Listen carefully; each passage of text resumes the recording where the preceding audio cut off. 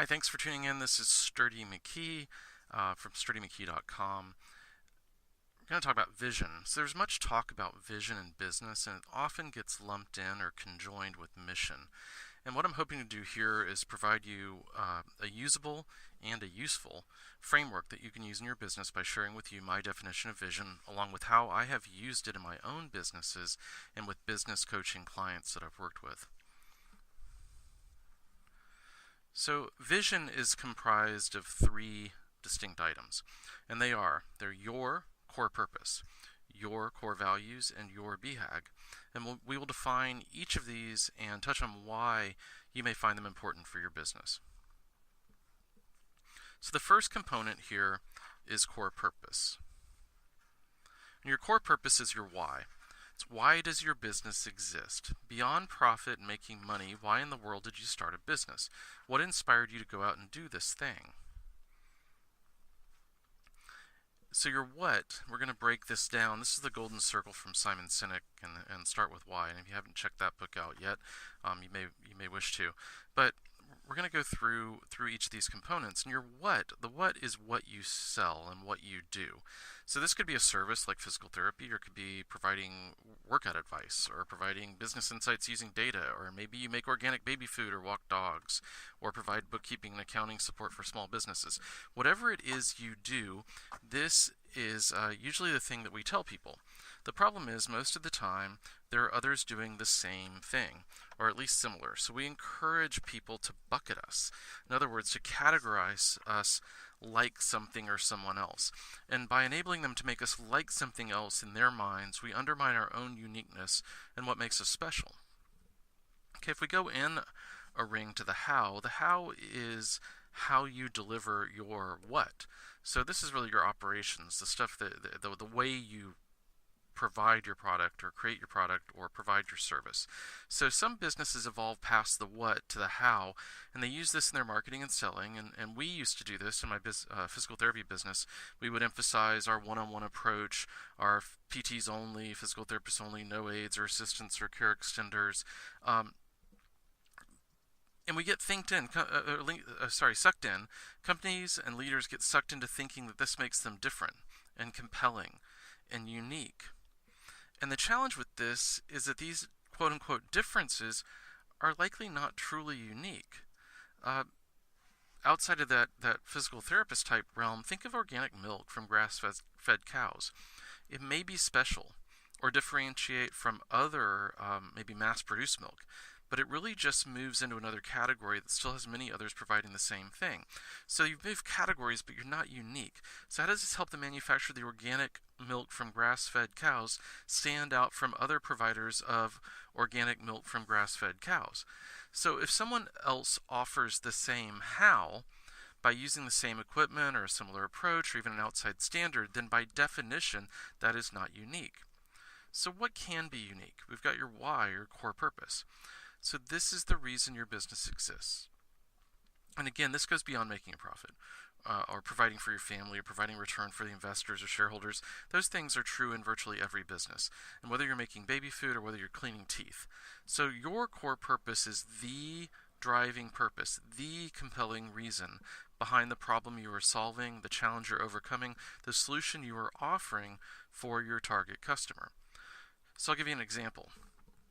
Physera is a telehealth company. They are focused on musculoskeletal problems for workers.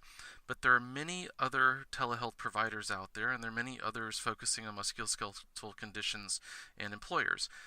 But their purpose is to change clinical pathways, to get more people to the right provider of care earlier, to stop problems before they really start, to keep people out of the traditional healthcare system, if at all possible. And they want to shake up the system while helping people and by providing a compelling alternative to going to see a doctor after they get hurt. So by doing this, they can save employers tons of money, they can help people avoid injuries and worsening of injuries, and hopefully they can make a profit. But it's the purpose that's the compelling piece here. Challenging the status quo, doing things differently. Does that sound at all familiar? So for your target customer, your why should be emotionally compelling, even causing goosebumps or the hair on the back of their neck to stand up. In short, it should inspire. When explaining your business, whether while you're doing marketing or recruiting, or even explaining it to your significant other, in order to capture their attention, you will want to literally start with the why. And then you can use the how and the what to support that why. So I want to be careful here too. Your core purpose is not a goal. It is a reason. Okay, so in messaging, here's an example of typical messaging. We provide physical therapy with 45-minute one-on-one visits using only physical therapists, no aides or assistants. Our PTs are highly trained, and we have an ongoing clinical mentorship and residency program. Very much focused on the what and the how, right? So here's an example of starting with why.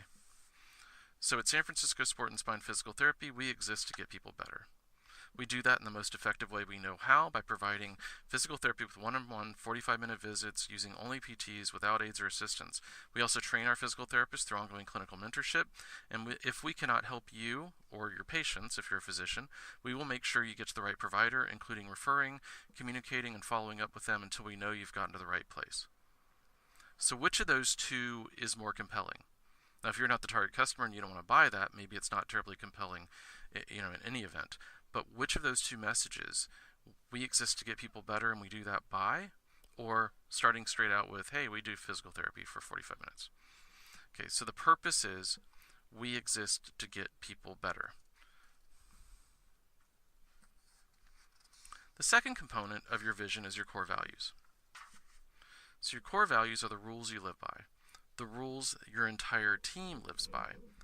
And core values are often misunderstood, so we need to address a bit of what they are not, as well as what they are. So core values are not simply a plaque on the wall or a list on the back of a company name badge.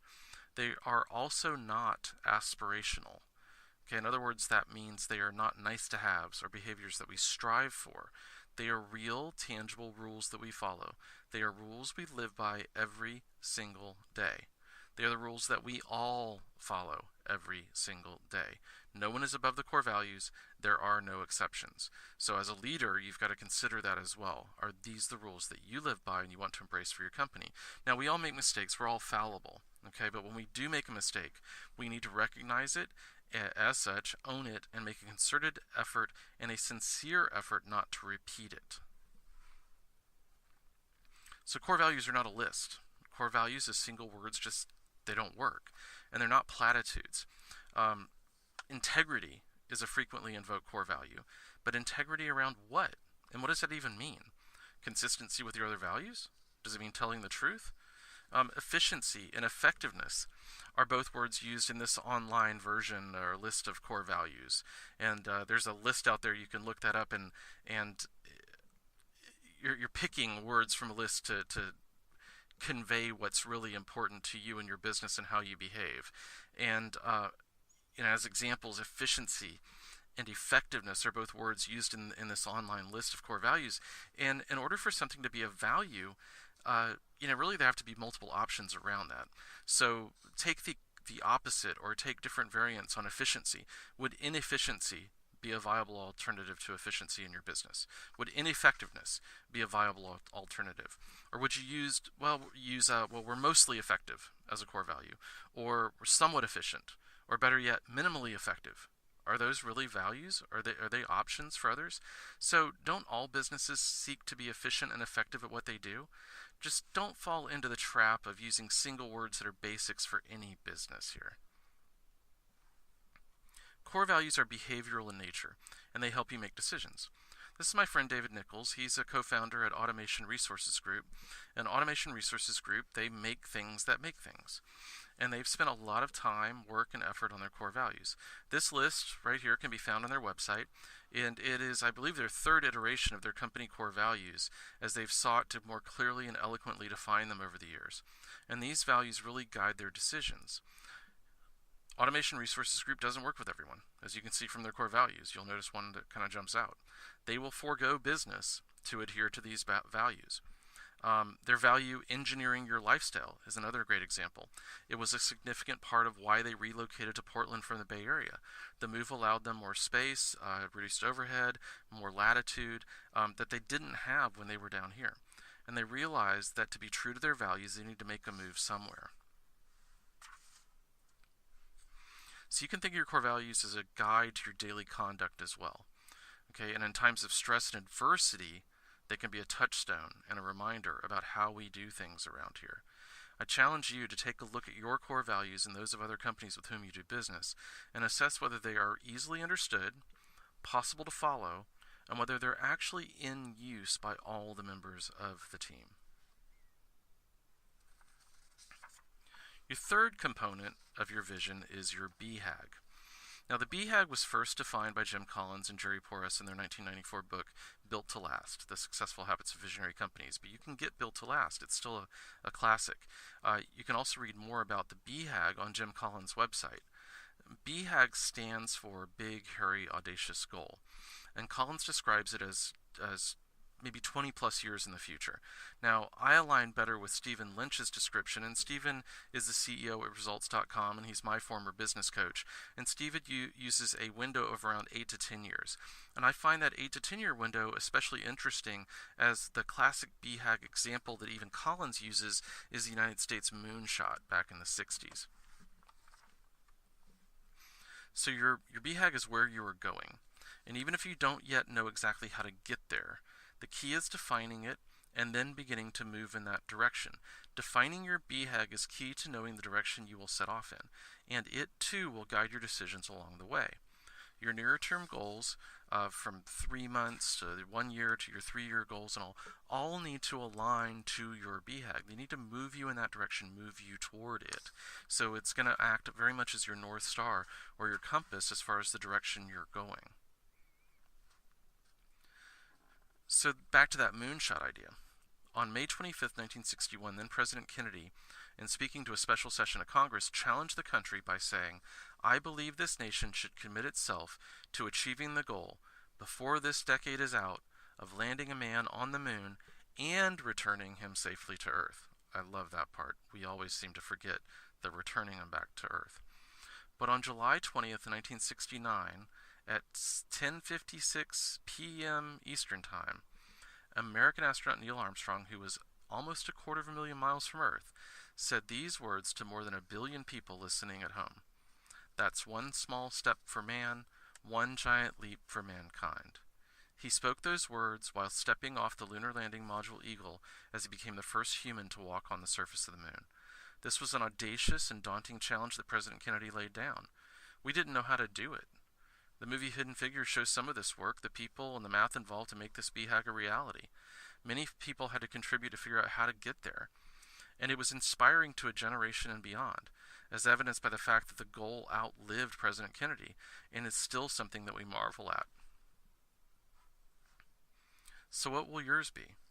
What is your big, hairy, audacious goal? What might your business achieve in the next 10 years to help you make the world a better place?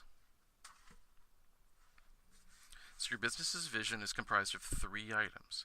Again, they are your core purpose, your core values, and your BHAG. Your vision can guide you and your team. It can guide your decisions and direction while providing a destination, a reason, and the rules you will all follow all along the way. And your team and your future employees, your customers, and your strategic partners, once you've really gotten your vision dialed in, will be inspired to join forces and work with you in pursuit of your vision.